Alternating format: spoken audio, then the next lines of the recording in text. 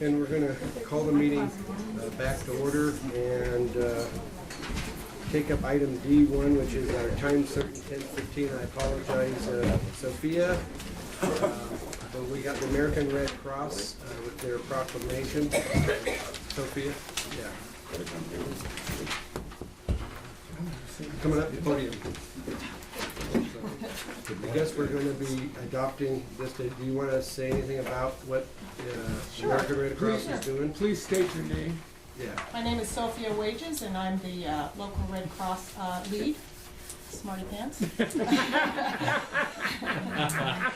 I'm happy to be here to receive That's this. kind of an inside joke for most of the people in the room. Don't realize that Sophia is a member of the Lassen College governing board. And these two jokers over here recently left that board to join this board, so they're just harassing Things been her. going well. I wish you could. And I used to stick up. So, Sophia, I wish we could say the same. I'm sorry for you. But no, on a serious Oh, note, I'm kidding, guys. I want to thank the Board of Supervisors this morning for recognizing the Red Cross and its endeavors. Lassen County has been doing Red Cross for over 15 years, and it was started by the late Irene Trout, and she was one of the main reasons why I decided to do this. And She was a college trustee She also. was a college trustee Just like as well. Mr. Powell and myself Yes. one time. Yeah. anyway, throughout the years, Red Cross has assisted many families here locally, and we've had a lot of changes in Red Cross's structure. We had many volunteers at one point, and then we lost them all because of the change. And now we're in another change, but I think it's going to be for the better, I'm hoping, which is going to make it easier for us that go out to the disasters to give assistance to the families in Lassen County. Our purpose is to assist them in any way we can. And one of the other local agencies that we work very well with is the OES, and Eric Ewing. He's been very instrumental and very supportive of us for our Red Cross, so I wanted to recognize him. We do have means for anybody that wants to volunteer for Red Cross. It's not face-to-face anymore. Everything is online. And so when we give assistance to clients, we get a credit card type thing, and we punch all that stuff in. It's all simple. We give it to them. We don't care how they use it. It's up to them, you know, and it kind of makes it easier for the client. So we continue to support those families. There's so many different venues in Red Cross. You just think, oh, fire, disaster, deployment, but there's mass care, there's everything. And we have several other people that are very active. That Christy Myers is a local Public health department lead, and Terry Hartner, who actually collects all of the cards for all of Northern California. So she actually is responsible for delegating all that. So anyway, thank you for recognizing us. We certainly want to help all of our families here in Lassen County. We just had a fire a couple weeks ago, so we were able to help that family. So I again thank you for your recognition. Well, I think the board appreciates the work that you do, and I know that Irene carried the mantle for She did. years, and you took that on as her health declined and wasn't able to do it. And so, we know for many years to come, we expect to see you out there as you have been volunteering. So. And you always have a lot of good friends around you, and I see that you brought one with you, and you have a lot of people to back you up in that. So with Thank that, you so much. I'll entertain a motion from the board for the adoption of the proclamation. Mr. Chairman, I move that we adopt the American Red Cross Month 2016 proclamation. Okay, we have a motion by Mr. Hemphill. Is there a second? I'll second it. Seconded by Mr. Hammond. See? All right. Thank So you very much. you got some benefit there. Any further discussion or comment from the board? Do we have any comment from the audience? Seeing none, then all those in favor say aye. Aye. Fine. Opposed? The motion is carried unanimously. And I know the clerk has kind of a nicer copy that will get the signatures and stuff, and at some point you'll get that forwarded to you. So Thank you. thank you. Thank you. Thanks, Sophie. With that, we'll move on to our 10:30 time certain, which is Supervisor Pyle, and this is information for the board regarding the Mountain Meadow Reservoir. So are you going to kick that off for us, Bob? Yes, Mr. Chairman. I know we have a lot of folks in the audience here interested in that subject, so Yes, Mr. and that's Bauer, why good to see you. The idea of putting it on the agenda was to receive input from the people, the friends of Mountain Meadows Reservoir, to give us some information and knowledge on what's going on, and after that, we'll go from there. So, Okay. if Mr. Chairman would like to take input from the public. Okay, with that, we'll open that for public input. So who's going to start off? You're going to take this, Eddie? Eddie Bauer for the record. Good morning, gentlemen. I'm going to make this short and sweet. Just several pictures that I've taken within the last couple of weeks of diversions. I know last time I was at the board meeting, Bob thought most of this was caused by drought. I believe drought helped, but you know, the diversions is a real issue. And I actually have, it's been going on for 7 years. I think Bob Burns has some knowledge of what's been going on. But I actually have some court document that I'll leave with you, dated Tuesday, June 8, 2010. And it talks about the diversions. But that's about all I can say. If you could please look at this. And, you know, 1903, they ended up getting water rights, but not 100%. Last year, well, last several years, Goodrich Creek has been completely dry. But we all know Goodrich Creek further up, there's plenty of water coming down, but it's all been diverted. If I may, Mr. Chairman, Yes. ask Eddie a question. You speak of diversions, are you speaking of legal diversions or illegal? Illegal. Now, there are legal diversions that have been in place for quite some time. One right at Goodrich. Right off the highway. Yeah. But there's some right off the highway you can see that's been dug within the last few years. There's just been more and more, there's actually miles and miles of diversions. And, you know, we're almost in a repeat year. You know, things have changed. We don't have a snowpack like we used to. I've lived in Westwood for over 50-some years. When I was a kid, I used to shovel snow off roofs every year. We don't have that anymore. So what we have is we have real wet, rainy winters. No different than last year. January, February, water flowing over the top of the dam like it is today. So we're losing all of our water down the stream, and there's nothing to build it back up if we don't have the water flow. And another issue is PG&E doesn't put their bores in until April 1st. If we were able to get some different type of restrictions to be able to put the bores in sooner, that would definitely help. Anyways, I'd like to leave this with the board. And then I'd like to introduce our team leader, Nils Lunder. I'm right here. There you are. Okay. Good morning, everyone.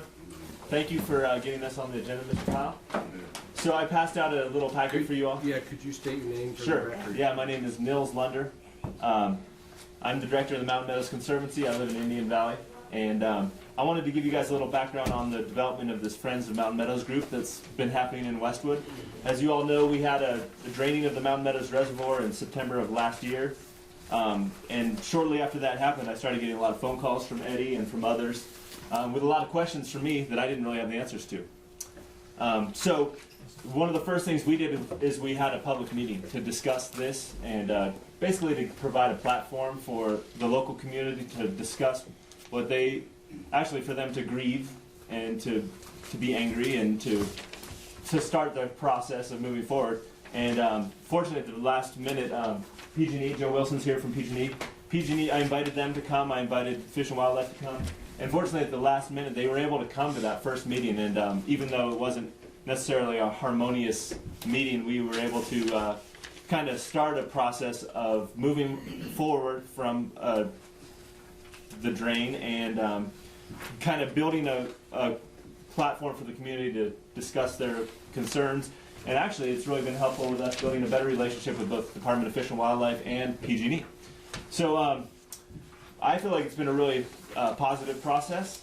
And one of the things we've been able to do is the Friends group, which consists of a wide variety of folks from the Westwood area and other surrounding communities. We developed a fairly specific list of just what we'd like to see in the future. And I developed the first draft, and then I got a lot of input from my community. And once we were comfortable with the language in there, we developed a petition, essentially, for people to read and sign if they were supportive of our effort. And I'll read you the last paragraph, which I think is fairly, kind of encapsulates where we're at. The Friends of Mountain Meadows is a coalition of diverse interests, including businesses, sportsmen, conservation organizations, recreation interests, and others that are deeply committed to facilitating improvements to the management practices for the lands and waters of the Mountain Meadows Basin. We are committed to supporting local efforts to improve conditions for all. We hope to participate in a new era of improved management of the Mountain Meadows Reservoir that recognizes the values of a functioning aquatic ecosystem at the Mountain Meadows Reservoir and the impact that the reservoir has on local businesses and communities.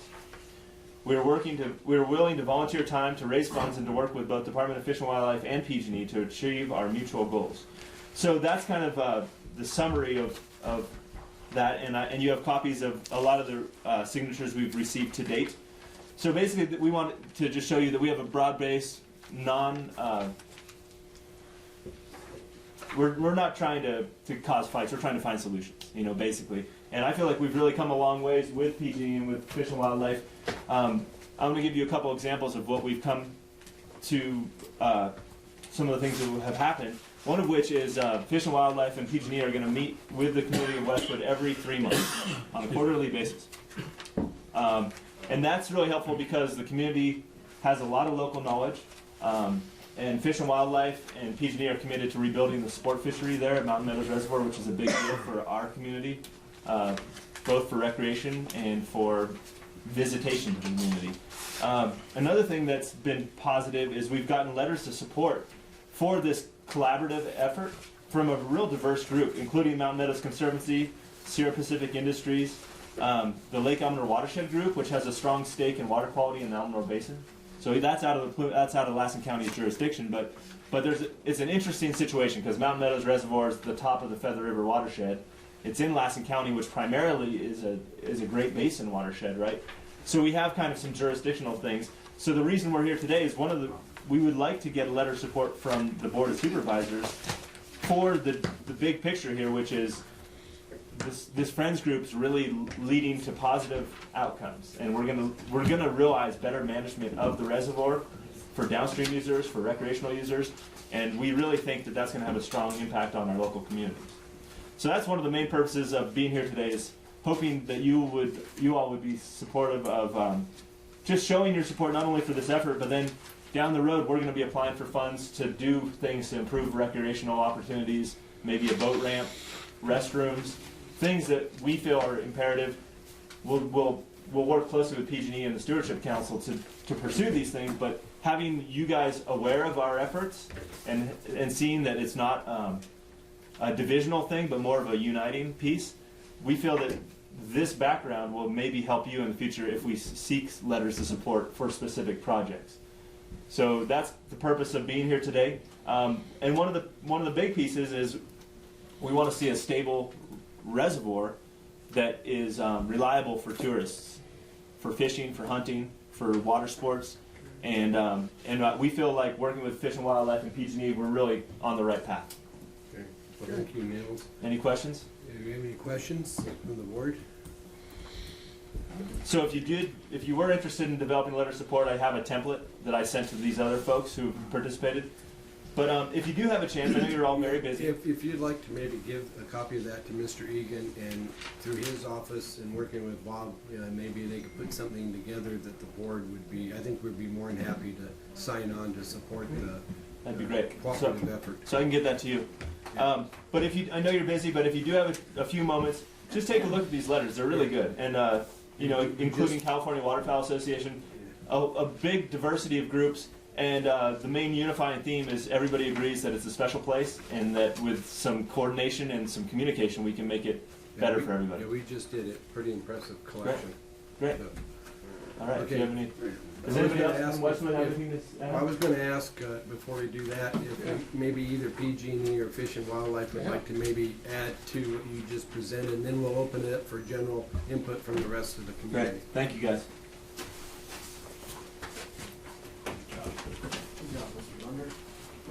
Thank you, Mr. Chair and members of the board. Representing PG&E, I want to talk a little bit about... Could you state your name? Yes, sorry. I'm Joe Wilson. I work in government relations for City I Gas and Electric. received a copy of that. Yes. And I did pass that out to the board and copies on the table. Thank you. So PG&E is committed to working with the community and Fish and Wildlife to see what we can do to enhance the fisheries there. We know that it was unfortunate this last year when the lake did go dry. We feel that it was primarily due to drought. PG&E was operating within its permit with the State Water Board, and part of that includes having inflow or in-stream releases that we have to meet. One thing that we did miss on, though, is we did not inform the community or communicate very effectively as the situation was developing. So we were a little bit behind the 8 ball on that. And that's one of the reasons why we are committed to meeting with the Friends of Mountain Meadows Reservoir quarterly and really kind of participating and collaborating, like Nils mentioned. And again, we've been meeting regularly with Fish and Wildlife, working with them to develop a restocking plan. And we also have some plans in 2019 to make some repairs to the dam, some enhancements, and we're going to continue to try and operate this reservoir for the purposes of hydroelectricity, recreation, and also keeping a stable environment there. Thank you. Joe, Thank you. Yeah. is it PG&E's intention to stabilize the lake levels there? Or, Well, we have to remember that this lake primarily is a hydroelectric reservoir. got it. So I get the that. purpose it's there for is making power. We are conscious of when there's fewer flows, we don't want to go ahead and release as much water as we normally do. A good example is last year we stopped producing power from that lake March 15th because there just simply wasn't the snowpack. So we're going to continue to operate it as a hydroelectric reservoir, but we also are conscious of trying to keep the water level as high as possible. So how's it look for this year? Right now, it's looking pretty good, but again, like Mr. Bauer mentioned, there's very little snowpack. So we're going to keep a close eye on it and try and just do the best that we can. Well, Mr. Linder indicated that, that you don't put the boards in, I guess, for the dam until like the 1st of April, and given the water situation we have right now, what's the feasibility of maybe moving that up so we could capture and retain as much of the water now while it's here rather than waiting until later? I actually asked that question, and that's one of the conditions under our permit with the State Water Board. But I do think that we have some leeway if we work with them. On a dry year, they'll allow us to put the flashboards in a little bit. Well, I was going to say, is that maybe some of the, as you look at your permit, of maybe pursuing some amendments to give you that kind of flexibility? Because I thought that was kind of a huge suggestion when I heard it. So I wanted to add one of the things I forgot in my presentation is, so that, we went through the process internally when we meet without the agencies, we have a little more of a platform for just talking about some of the meat of what we'd like to see and what some of the elements. And one of the ones that everybody thinks about, just like you, Mr. Chapman, it would be great if we get those boards in early. So last year was kind of, it was really indicative. So we had we're in this dry drought, right? And we actually got a big amount of precip in February. And based on the current operating status, the boards weren't in, and a lot of the water just flows over the dam. It's a really shallow reservoir, very little capacity. So we brought that up, and at the last meeting with the Sabla hydropower operator chief, he said he'd look into that with the Department of Dams and Safety. And he felt like that was kind of a constraint in their operation, but he said he'd look into it and see. And we left it at that, but we made it really clear, like, hey, we'd love to help support finding a solution there. If we can get the boards in earlier, not only can we capture more water, but one thing that's happened in the past is when they get the boards in, say we have a big heavy snow year, and in April 1 they get their boards in, and then we have snowpack and we have melt and we have a lot of water coming in. What can happen is the birds can go and they can nest early on the shoreline, and then their nest can get swamped because then the reservoir comes up a lot. So we mentioned that. Anyway, so Tim Heffley, who's a local deputy, most of you guys probably know him. I grew up with him in high school in Westwood. He actually emailed me this week saying, hey, PG&E crews are out there putting in boards. So that I was going to use that as an example of, like, we're working together, we're identifying potential solutions, and then it's helping these guys kind of rethink some of the strategies. Because I like to acknowledge that the DeSabla hydro region is pretty large, and there's a lot of structures, a lot of old systems. It's complex, right? And their manager hasn't been there for more than 3 years. So there's just a huge amount of learning. So I see that as a great example of what we can get accomplished with this Friends group, is bringing local knowledge, facilitating some critical thinking, and maybe reconsidering some of these management decisions. Okay. So I wanted to highlight that, and I forgot to during my thing, as an example. You have now, and so I think that's part of what the message we want to try to get across with PG&E. So it sounds like that dialogue is well on its way. And my sense personally is that's one of the most important things we can get out of this effort. Okay. Is just educating each other and cultivating a mutual respect where there is the receptivity to ideas to find solutions to the problems. You've done a fine job learning how to educate people, because you've done a great job today. All right. Thank you. You're welcome. So, Joe, did you have anything else? No, just we're going to continue to work with the Friends of Mountain Meadows Reservoir and try and manage this reservoir to the best of our ability that meets both our hydroelectric power needs as well as the community's needs. Okay, excellent. Do we have any other questions from the board, Mr. Alvall? As far as ownership of that, do you guys own 100% of the land that lake sits on as well as around it? Yes, You do. yes. And we're currently in talks with the Mountain Meadows Conservancy. No? No. So Okay. Help me out here. So I work for the Conservancy a little bit, but I'm actually employed by the Feather River Land Trust in Quincy. And the Feather River Land Trust is going to be holding a conservation easement on the PG&E property, and that process is going on right now. So it's not going to change much about their hydro operations, but it's going to hopefully lead to opportunities to do some enhancement work. But they'll never be able to if in the future, if they want to stop doing hydro operations, they couldn't necessarily subdivide and sell the land. Yeah, you won't see lakefront houses there. The land will still belong to PG&E. You talking about a conservation easement. Correct. So they retain fee title, but then they enter into an agreement with the land trust, and then the land trust will actually do monitoring on an annual basis, report back to PG&E, and then there will be actual annual work plan meetings. So it'll be just another opportunity for PG&E to have a better sense of what's going on the ground, and that's a good thing, I think, for Lassen County and for the reservoir. But you guys would still retain all your water rights on this? Correct. Yeah. So you guys would retain the land rights, or land ownership and water rights? It's basically development rights that they use in the conservation agreement. Exactly. Yeah. And then any recognized beneficial public values that exist will have to be managed to at least sustain and enhance. Okay. Does that make sense? So recreation is one of those. Yeah. You have it down, and I was going to ask if Fish and Wildlife had anything they'd like to offer, add to all this.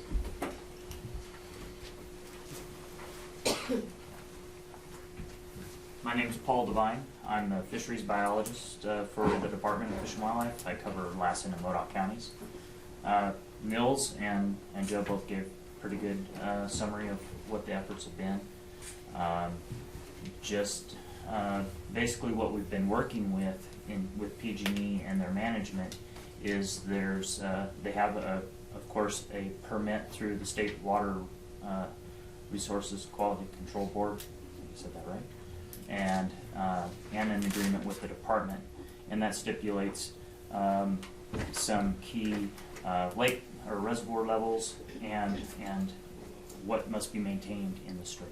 And so we've been working with that, and the current language that's in our agreement allows a lot of flexibility that the department can issue recommendations to PG&E directly, and they can follow those recommendations, and they don't have to go through a long drawn out process with the water board to get approval to make changes to their in-stream releases from the reservoir or water levels in the reservoir. So I think the path we're on with having more coordination with the community and with PG&E is really going to help protect this happening again. I don't think it's going to ever ensure that it won't, because this last drought has been estimated to be the worst drought we've seen in 500 years. So with that said, I think we're on a good path, and we should see some definite improvements. Well, thank you for that information input. I think, given what we saw, in terms of the newspaper headlines and the pictures and stuff, it was a huge disaster that took place, but to see the various responsible parties come together and to come up with a kind of a reasonable solution on how to kind of manage things in the future. And I think Neil's hit it on pretty well. You know, you have new people that come into the mix that don't have the institutional knowledge, and it takes a while for all that to be dialed in. But if you can put a framework in that guarantees that no matter who the new people are making those judgment calls, that they have access of that institutional knowledge, that's the way you avoid those future disasters. And speaking of institutional knowledge, Mr. Alba, you're going to be it next year, so. I got a question for Fish and Game. So, if that lake is, if it's full, empty, or half empty, which is gonna be for the best for the wolf habitat?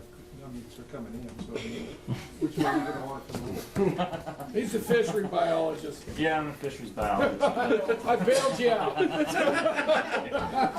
I can't comment on the wolf. I'm sorry. I'm not. Department. In fisheries, our department's divided up into different programs. I'm in the fisheries I program. can't wait till you So ask. wolf doesn't I'm not get a wolf I can't expert. ask, wait till you ask the wolf guy some fish questions. Do that too. I know you will. Okay. Thank you, Paul. Oh, yeah. Paul? Yeah. My question is probably more for Nell. Oh, okay. There was nobody here representing the state water board, and I I was understand that wondering they have about not. that. We've been- And they have not been involved in the working group.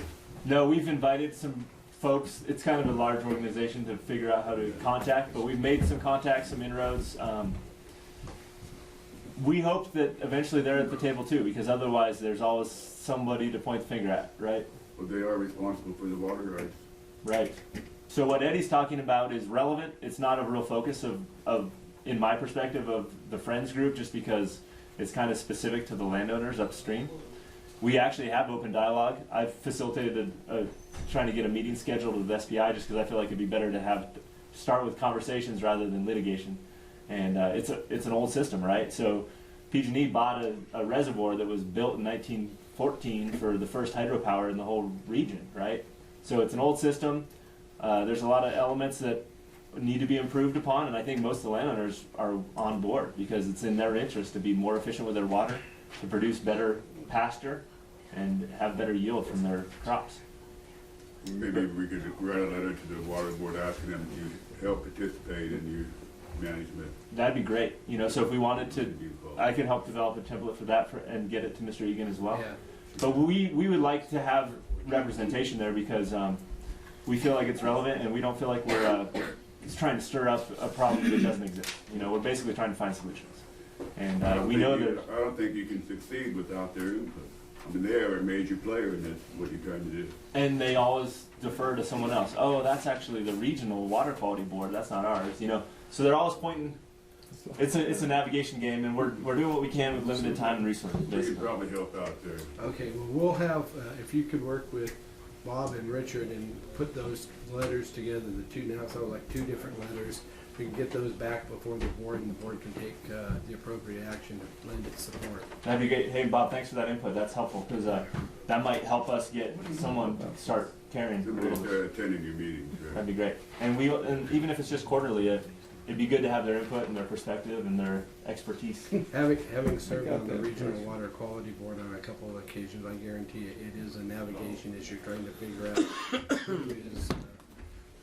who is on first and what's on second. Well, and there's so much movement internally every year to different departments. Thank you, Neil. Okay. Thanks, everyone. Do we have any other questions or comments regarding this particular topic? Let's Mr. mention Howard? one more thing on, as far as the Water Resource Board. The person that's in charge of it is a gal named Kathy out of Sacramento, which I've given Nils her number.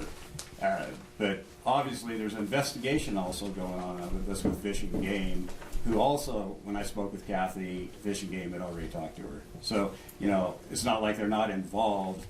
You know, things are moving forward in a positive way. Okay. Well, I want to thank you for bringing a lot of this forward for us, Eddie, so the board could have take its appropriate, actions and be part of the role in the future management of that whole area. So it looks like this thing is really going in a good direction. The only thing I want to say is, in respect for private property rights, which the property does belong to PG&E and the water does belong to PG&E, I would not support anything in any letter that would not include what PG&E agrees to. It is their property, it is their water. I've campaigned for 4 years. My #1 campaign is to protect private property rights. I don't care if it's SPI, Rosenberg, Eddie Bauer's property, my property. It don't matter how large or small it is. Private property is private property. We have to respect them rights. Okay, Mr. Alwell, you had a question? Yeah, I mean, I would like to reiterate just what Bob said. I mean, PG&E owns this land. PG&E owns this water. People have been, PG&E owns the water rights, I should say. The public has been very fortunate that PG&E has been so open with their property, that they've let people go out there and recreate, they let people go out there and fish. They could very easily just lock the gates and save the food with everybody. And so, I mean, I'm sure PG&E has been second guessing some of their efforts, and I'm sure that their internal policy is going to change over time because of issues. But I mean, PG&E is, kind of whipping post in this, and I mean, I'm glad to see that they're still willing to work with the community and work with the citizens and work with people to try to do this stuff. But they don't have to if they don't want to, in my opinion. So. Well, I think it's in their best interest to work with everybody they can, but Well, not sure, to the but I point mean, where but they're they're- having to sacrifice their private rights, yeah. Right, but I mean, that's, the public needs to be appreciative of the fact that PG&E is allowed all the access to the recreation. I think we need to understand, and I know the people in the community Westwood does. Westwood is surrounded by, correct me if I'm wrong, all private property. You got SPI, you got Roseberry, you got PG&E. And all three of them have let not only the community of Westwood, but anybody, all the people with recreation, fish and hunt, use that as public land. I mean, after a while, you get the feeling it is public land, because they've been so good to this community. We don't want to ruin that. No, we don't. So we want to be sure and work strongly with PG&E and Well, Mr. Egan, SPI and Roseburg and everybody. while you were out of the room briefly, we had a discussion. There's actually 2 letters that need to be drafted, and Mr. Linder and Bob will be working with you to bring that to a head so that you can get it properly formatted and before the board. And which one is to the state water board asking them to get involved, and the other would just be our letter of support for the management of. And what I'm hearing is that the board would like to make sure that both of those letters include some language to the effect that they support the efforts of these groups to the extent that We don't compromise to private the property extent rights. that they are supported by PG&E. Right. We only support what PG agrees to in their management agreement. Yeah. Okay, if we have no further discussions, I will conclude this item and Thank you, move on people. with the agenda. I want to thank those who came to listen and to participate, so good job. With that, we'll go on to item H1, will be our next item up. Mr. Chairman, members of the board, let me get a second here, that's all right. Thank you. While you're waiting for that, Mr. Burns, the Fair Board is meeting tonight at 5:30, and Yes. we need to have somebody who can attend the meeting. I don't know if anybody's available or not. I know Congressman Lamoff is going to be here in the spring from 4:30 to 6. Oh, I go to the board. You go to the Fair Board.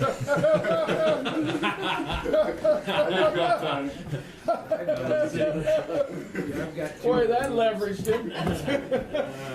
We have to use that in the future. Yeah, man. Hey, Lamoff wants y'all. I'm tired of politics. Mr. Chairman, members of the board, if I may. H1 is, it shows in the department reports as a fair item. Here's Mr. Wolcott now. I'm happy to pinch hit, just to kind of frame the issue up. Mr. Wolcott and I have had some pretty good conversations about this one. This is the IMCA contract. IMCA is essentially purchasing the right to use the IMCA rules that relate to stock car and or modified racing out there at the fairgrounds. And apparently, and I don't know so much about these things, you have to purchase the right to use a particularized set of rules. IMCA is one. There's a circuit of IMCA races across the state and or region. And in order for us to compete in that circuit, essentially, we have to purchase the rules. That requires a franchise agreement. The franchise agreement is attached. I would not approve it. I approved it last year tentatively because it came to us late and we weren't able to get the matter before the board in time for racing, in time to have the rules essentially on board, if you will.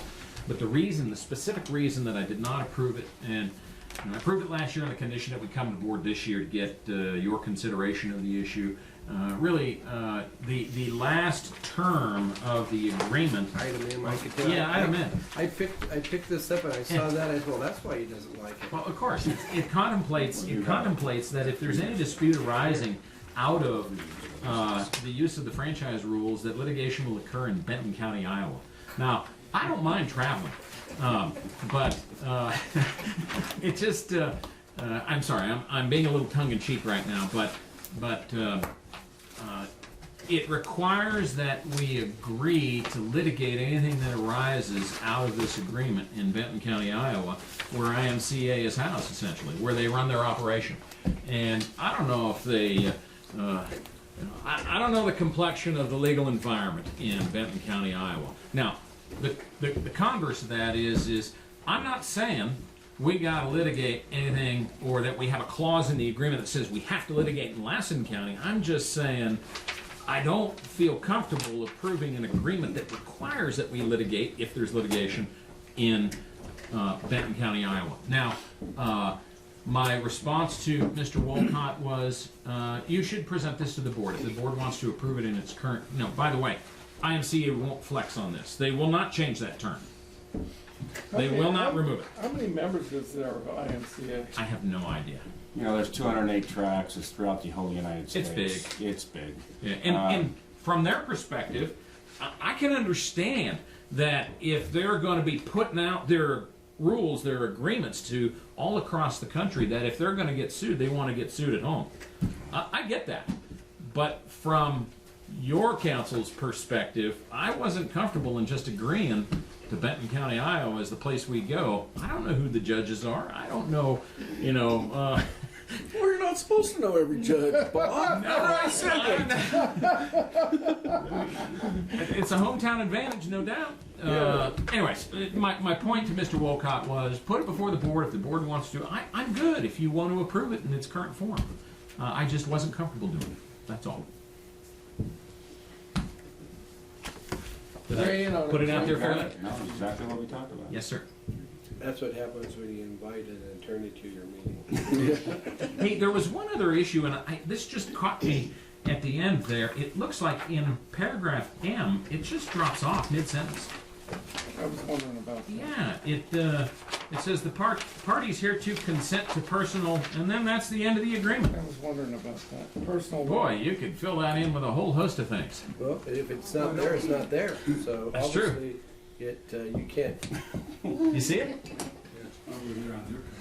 I just kind of stopped dead in the tracks when I got to Benton County, Iowa, because I saw that and I go, I know why you're having this discussion. I'm sure they're fine people and they administer justice appropriately. Well, just, Benton County, Iowa's a long ways away. What's going to happen is if a major accident or disaster happens, the fair is going to get sued, the county is going to get sued because we're the deep pockets, and these guys are going to get sued or get named. And what's going to happen is whoever's doing the suing, not us, whoever's doing the suing, we're the one that We gets get the sued. defendants. Yeah, we're defendants.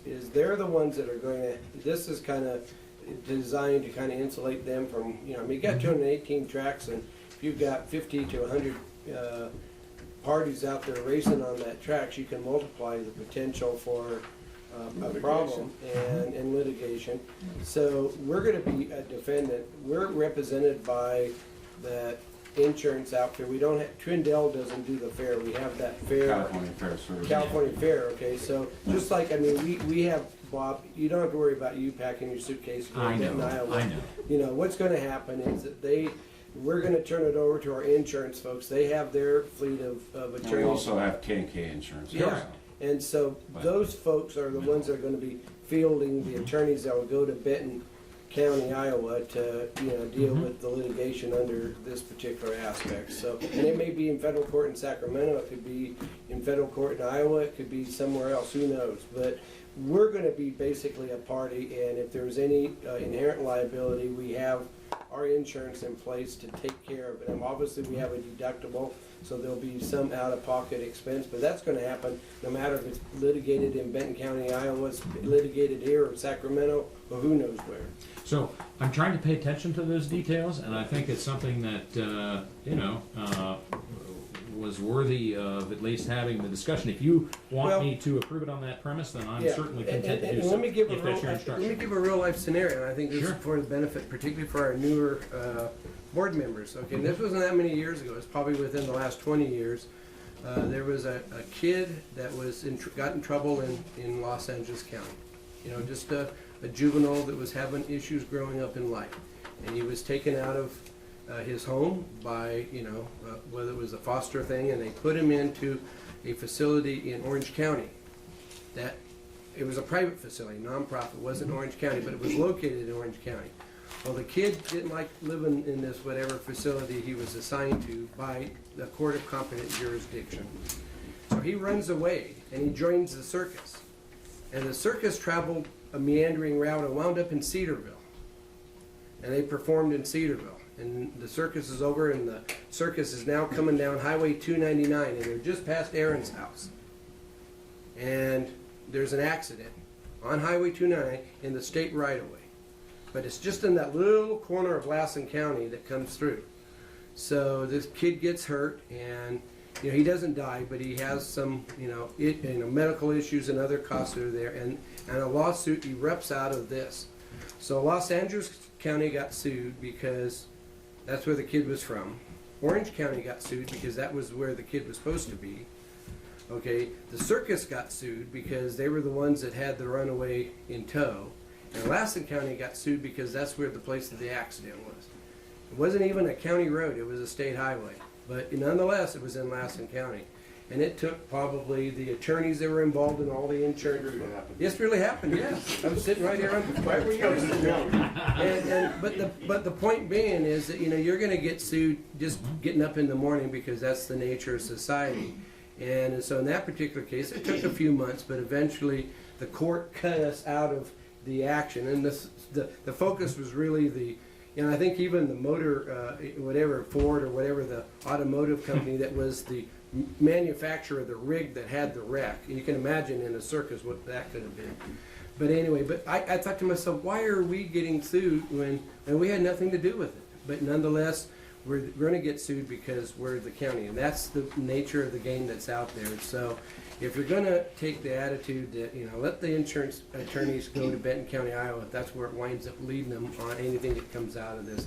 In the meantime, how do we take care of our citizens? And to not have the sanctioning, I think, impacts the ability for Jim to generate the crowds that he needs to help bring the money in to pay the bills to keep the fairgrounds open. So That's why I approved it last year. So you that kind we of weigh the block it. risk, and I'm willing to take the chances that the circus will wreck in some other county and not ours. Overwhelmingly, the drivers support this, don't they?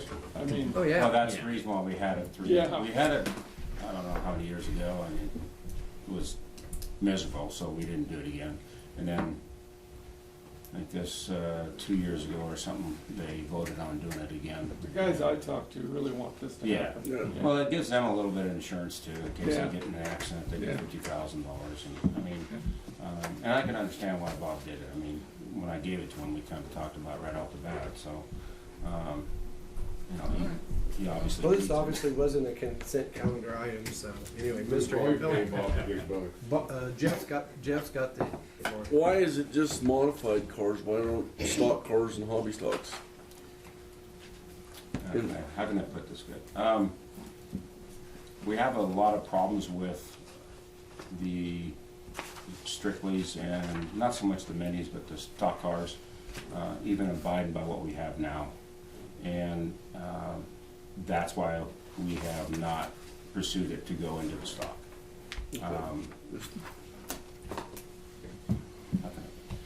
They don't put as much time and money into the cars as they Right, I should. know these modified cars. And so their rules for that division would be a lot of money for them to get their cars fixed up. So Okay. to keep them going, and that's the one we have a lot of problems with right now as it is. So, and getting those strict rules like that is not going to help them anymore. Right. So we run about anywhere from 8 to 11, 12 cars on the stock side, so we can keep them pretty well.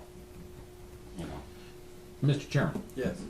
I have a suggestion or thought, and that is that if it's the inclination of the board to direct me to approve it, or that it's okay in its current form, I'll suggest that we withdraw this from the agenda or take no action on it today.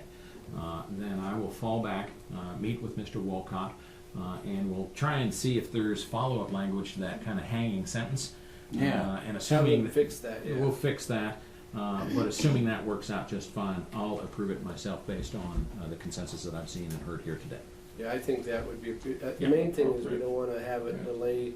It needs to be taken care of fairly timely, so Oh, that yes. Jim. It is. Bob's Yes. been really good about getting stuff out to us. So. Okay. Does that sound like a good plan to the Yep. board? Okay, yeah, I think Very we're, good. is there any comments or input from the audience before we close off this item? We have one hand, Ms. Spencer? Did I understand Mr. Burns correctly that you're giving him authority now to No, sign? he already has authority. Correct. He, Well, it says you have to approve the agreement and authorize. okay, he had Mr. Walcott bring it to have us basically override the authority he already has. By us not taking any action, lets his authority stand. He already has that authority. In terms of approving it as to form, not as to content, but as to form. And he, Mr. Burns, and I appreciate his cautiousness in terms of, that's why he's hired us there to be that check. But if he has a concern about it, it's incumbent upon him to bring that concern forward. But given the discussion we have, if his concerns have been allayed, then he could go ahead and do his job without further board action. Can I ask a question? Yes. This is going to be something that we're probably going to do every year. So Yeah. how? Yeah. So Well, now that that's a great point. So elections do matter, so if you get on the board in this next election, 3 anti-racers, you might be in trouble. Thank you. Let me put it a different way, Mr. Wolcott. The jury has spoken. Okay. As long Guilty. As long as they're here. I'm not saying that maybe a future board may come down that way, so. Guilty. Thank you. Okay. Thank you. You bet. Are you gonna pay the nut? You want to call me? In a day or two. Okay. Yeah. Okay, thank you. We'll move on to item H2. Mr. Chairman, I'm gonna step out. I do business with Beatty Associates. I haven't participated in this item. Okay. Yes. So what did you decide about H1? We're taking no action as a board, and we're gonna basically let county council proceed and do his job.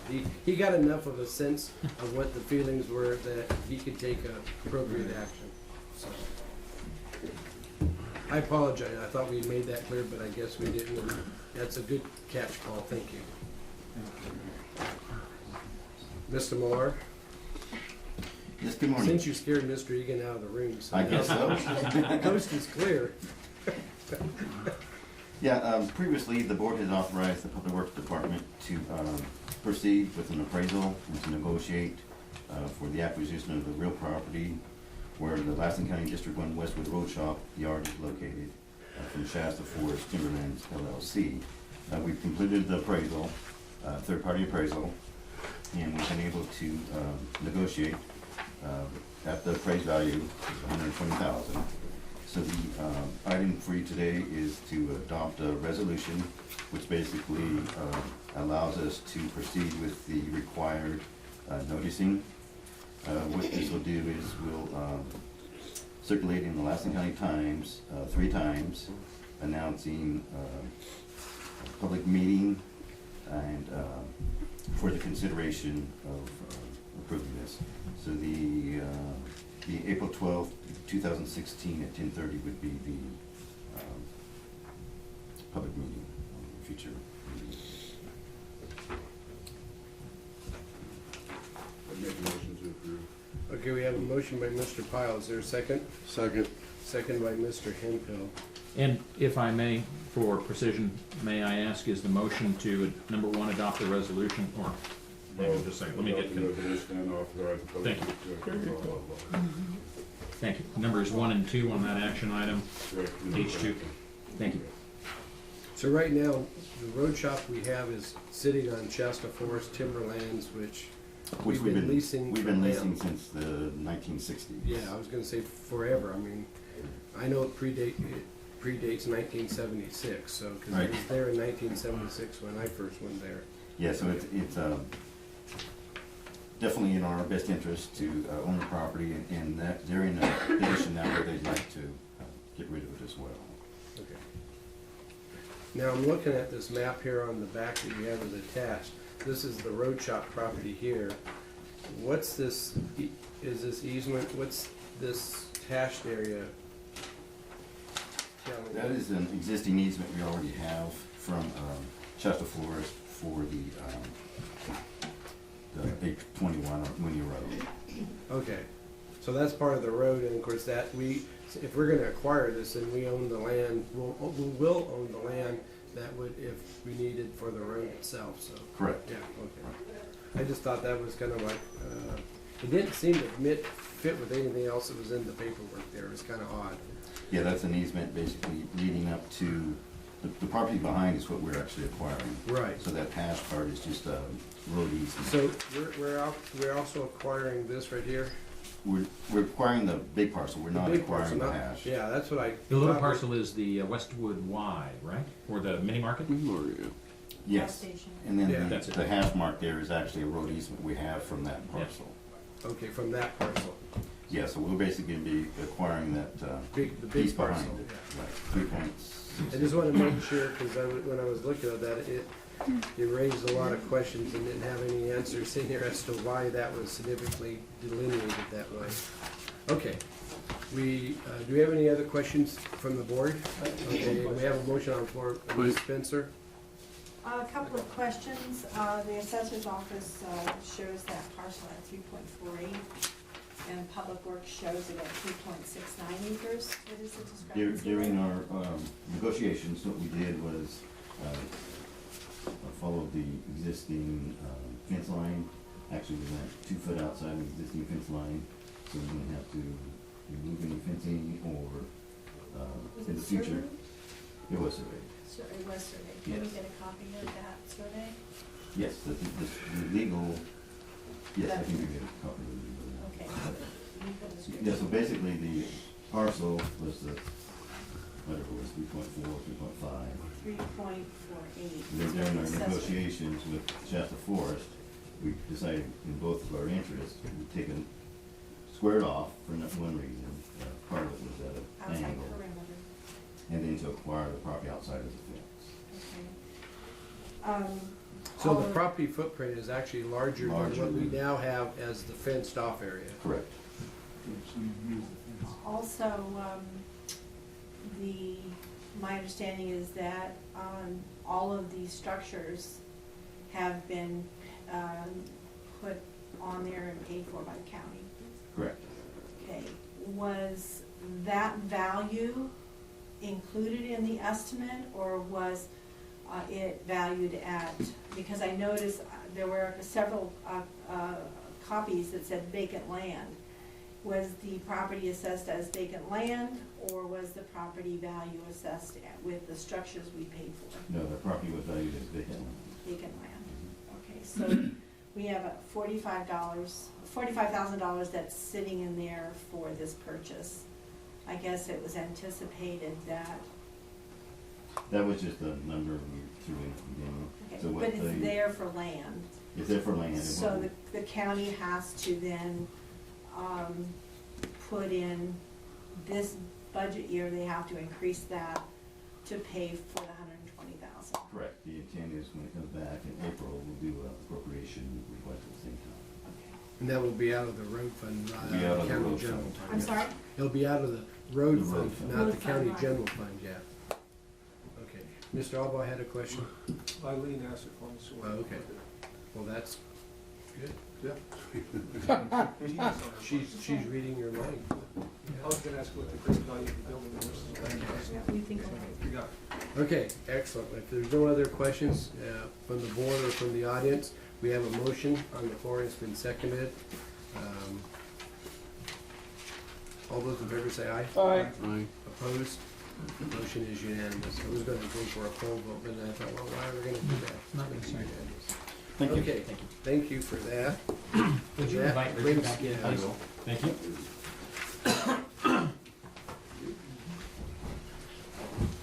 Mr. Miller was apologetic for scaring me out of the room. So glad you're back. Thank you. So, your hazard mitigation. Oh. Okay, we're at item H3. H3, okay. We're asking, and Eric, our OES chief, is here to provide any additional information that we need. We're asking the board to consider adopting a resolution designating county agents for the preparation of the local hazard mitigation plan. This plan would be, and Eric can help me out here, would be paid for through grant funding. Is that right? And we would also like to invite the city of Susanville and the Susanville Indian Rancheria to participate in that plan so that they could use it as well. So we're happy to entertain any questions. Okay, do we have any questions from the board? I got a question. What is a local hazard mitigation? I mean, is that for a storm or It's, a natural disaster or what is it? Essentially, yes. Director Eric Ewing, Lassen County OES. It's pre-disaster mitigation money. So the plan that we currently have was adopted, I believe, in 2011, and it's a 5-year plan, so it expires this year. In that plan, they went through a scoring process and identified areas that needed attention as far as pre-disaster mitigation. So if we're talking like a flood, in the city of Susanville, they have their Carroll Street is a historically notorious area that floods routinely. So in that plan, it's been identified that they could build a flood wall there to hold those back. So essentially, yes, it's heavily driven towards natural disasters as it stands right now. So the current plan we have is still valid. It's the mitigation factors in there are still appropriate to where we're at today. We haven't changed that much. We did ask the state if we could just do a cover letter and re-adopt, and they said no, that's not an option. We have to rewrite it. So that's why we're taking another run at this. And the process we have in this current form is the same form we went forward last time, which was a multi-jurisdictional plan between the city, the county, and the rancheria. So that is a long-winded answer to why we're where we're at. Did I answer that? That did. I mean, now that you guys are updating this, I mean, are you looking at the possibility of, with the DWR and State Water Resource Control Board, with their overreaching and onerous reach for the groundwater and the surface water as far as basically limiting things? I mean, what are you doing there for water? I mean, as far as if the water table drops so much, I mean, they're gonna be cutting people off, so you're gonna have a very hard time limiting, I don't know, we'll just say, out in the rural areas, for firefighting. If the well water goes down and they need to replace for fire trucks, I mean, or is that part of your plan in there with? It very well could be. Right now, it is not, because that was not a consideration in 2006 and 2007 when they started this process. I mean, as you're making changes moving forward, I think that might be something you want to put in there because it's. And the end road here, once we get the approval for the grant funding, which we've been approved as far as getting in line, we're in line for grant funding. Once we submit the application, we anticipate getting approved. They've told us to put it in, please put it in from the state's perspective. Once that is approved, we're going to issue an RFP and have a consultant steer us through the process as they did before. And in that, there's been changes in what the state wants to see in that plan, and even from the federal level. And one of those is a climate change component. So it's probably where this will steer into. But to say that our factors, our current factors, or mitigation concerns right now, they're likely to be there, or likely to have more, even though our demographic hasn't really changed a whole lot, but some of the political concerns or climates have changed. So it very well could be, and there will be a working group established in multiple public meetings before this plan is adopted or How does this plan play into or interact with the city? I know the last year or so they've been, well actually more than that, but I know it's been an issue for the last year or so when it comes to the fire threat, as in where they deal with the insurances and so forth, where which properties have to get, you know, specific insurance. I know the west side of town here, this part of my district, the line actually kind of, I think, comes up here either to Lassen or Maple Street. So even though it's inside the city by several blocks, I mean, the wildland fire threat, particularly on the west side of town because of the timber and stuff, we've seen a couple good fires in the past. The potential for those fires to impact inside has caused, kind of like you have the flood insurance that's required if you're within the FEMA zone, and so both the Susan River and Paiute Creek, as they come through, they kind of define some lines of areas. Some of it makes sense, a lot of it doesn't make sense. You know, I mean, if the property on the high side gets flooded, and I'm not saying it couldn't, but if it was the case, you know, 2/3 of the Honey Lake Valley would be under 10 feet of water in order for that to happen. So topography becomes a big factor. So I know the city manages and has to deal with those, but I know this fire one on the, which has kind of impacted the city, they were kind of forced to adopt a plan which they found was not in the best interest of the city, but nonetheless was more or less ordered to do it by the state. And so all the property owners that are affected now have this extra layer of responsibility and have to get coverage and expend the cost. So is that part of that, or is this something independent of that? I see this as probably both, if you want to, if that's a good answer. It's similar in the sense that it would, wildfire threat is already identified in the plan. When the current plan was formed, this zone that you're speaking to in the city didn't exist or had not been adopted. Now that's been formalized. When this was originally adopted, when was that done? 2008? 2011 was the last signature on it, I believe. It's a 5-year plan. Even though the process to create the plan was probably a 3 to 4 year process. What this plan would do for this example here in the city would line up, both the county and the city would be eligible to apply for pre-mitigation funds to either do fuel breaks or fuel management across the top of town, whether, you know, Prattville Road or those areas, or maybe assist, you know, I'm not going to say assist homeowners, but if there was a provision for private landowners to have some element of assistance for that concern or that threat, then yes, this lines us up for that. If we don't have this plan, that stonewalls the city, the county, the rancheria from many, many other types of funding sources, whether it's post-disaster financial assistance from the feds. If we don't have this, they're likely, or they could, not fund us.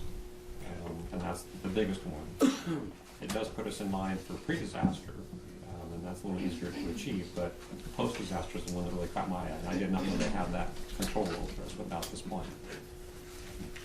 So yeah, I think when this plan is drafted, you'll see this piece, for example, in the city, will be updated and brought more into lockstep with where we're currently at in the last 5 years worth of changes.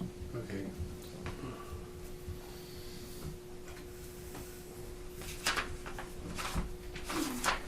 Any other question from the board? Do we have any questions from the audience?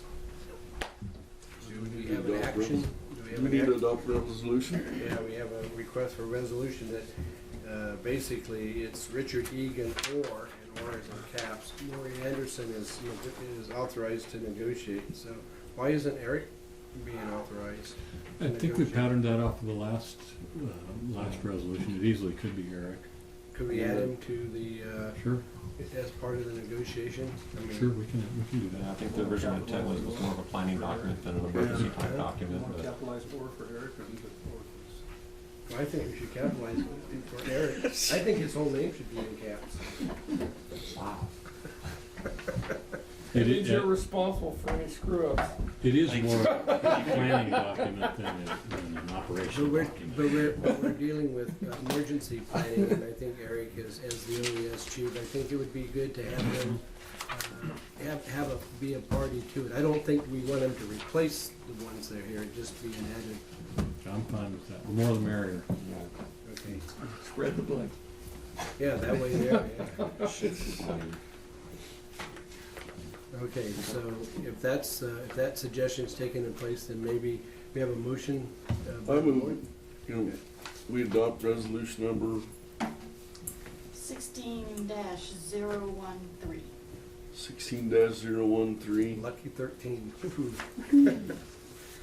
I decline that. I want somebody else to do it. I'm superstitious. No. Okay, we have a motion by Mr. Hemphill, is there a second? Second by Mr. Albach. Okay. Thanks, Eric. So, alrighty, no further discussion or comment, then all those in favor say aye. Aye. Aye. Opposed? Motion is unanimous, so. With that, we come to item H4, which is subject information for the board. Okay, I have a couple items today, Mr. Chairman. Lori Griffith from Banner Lassen contacted me yesterday and invited participation from the Board of Supervisors on their Community Health Needs Assessment meeting, which they plan to hold on March 22nd. Unfortunately, that's a board day. They would like, if possible, either board members or representatives such as myself or some other county members. They've scheduled it from 11 to 2, so I guess I'm just putting it out there if any of the board members want to attend, or alternatively, I would be happy to attend as soon as we're done with the board meeting on that day. I just wanted to let you know that if anybody has any particular interest in that and wants to attend it, then That's our third meeting of the month, so. Why can't we just recess and a whole bunch of us go up there? we could do that. Is Mel gonna be attending? Yes. Okay. Maybe if Mel could be, we could let her know that Mel's our primary representative, and as soon as the board meeting is over with you, and I don't know if there's any other board members who are interested in attending. Okay, well, we'll do that then. The next item I wanted to mention, I may, because of both behavioral health and the other public health in the first 5, since I sit on those, it may be, I'll maybe join you, but don't necessarily promise it. okay. The next thing we've received, and the chairman received 2 letters from Cal OES identifying that both the Department of Agriculture and the Small Business Administration Well, there's actually, one of them had two letters in one envelope. Yeah, that's what I think. There's 2 separate letters. Right, I think Yeah, they're so the there's same. 3 letters. Yeah, they're the same letter. They're the same letter? Yeah. Okay. Lassen County's been identified in USDA as a primary disaster county, which, for whatever that's worth, and in the SBA has also been designated as a disaster county. So Lassen County and contiguous counties are eligible for whatever programs may become available. We received that. I authored a letter to the California Water Commission consistent with our policy guidelines supporting the Sites Reservoir project and other water storage projects in the state. There was kind of a time-sensitive issue, but I've got a copy. Yeah, they're meeting next Monday, and the comments had to be in by this Friday, and I had received input, a contact from Nadine Bailey down in Redding, Red Bluff, and she apparently has been involved with a number of groups, and some of the boards had been, taken positions. She wanted to know if our board had done that yet, and I told her, other than what Mr. Dolly had shared with us, we really haven't had a lot of discussions. We're on the opposite side of the hill. And so I gave it to Mr. Shaw in Richard's absence, and we kind of decided, rather than getting it on the agenda to try to you put together a last minute letter. As it turned out, RCRC has had discussion and apparently has a broad policy discussion about this fits within. And so the board has already established that Mr. Egan has the authority to submit letters on our behalf if it fits within the policy guidelines of RCRC on these type of issues. So that way the letter could get submitted in a timely fashion. It's fairly benign. We basically are encouraging the Water Commission to make sure and follow through on the promise and commitment that we have to try to build storage. And that's what the main thing is. And it's they're going to be allocating some funding out of the, I guess, the bond funds that they have available. And what Brian shared with me when I talked with him about it on Thursday, Brian Dolly that is, what they're considering, I guess, at the commission is about a fifth of what they need to be able to proceed with this project. So yeah, it's 2.5 billion or something like that is the amount of money involved, but it's just a drop in the bucket of what the folks are going to have to put together. So what comes out of it, it's hard to say. Right. And on that note, there may be some legislation, I've seen some reports on maybe some legislation to try to divert some of the funding that's been targeted for the train, the Mid-California train to water storage, and so I'm going to try to keep up on that. I'm sure the board will be interested in supporting that if that's the case. Maybe we can do something to kind of raise the Walker Lake, the diversion dam, the dam there, so we can get a little bit more storage and capture some of the early water that's flowing right now. The last item that I wanted to bring up is March is normally the month that you all do my annual evaluation. I had initially scheduled that for next week. I'm going to postpone that to the 22nd. I'll be emailing each one of you a format to try to provide some structure to that. So I just wanted to give you some time to... That's a good timing, just before the community health meeting. Yeah, that's true. That's all I have. Okay, any other business to come before the board at this time? If not, we will adjourn at 11:48. Thank you. I want to thank you guys.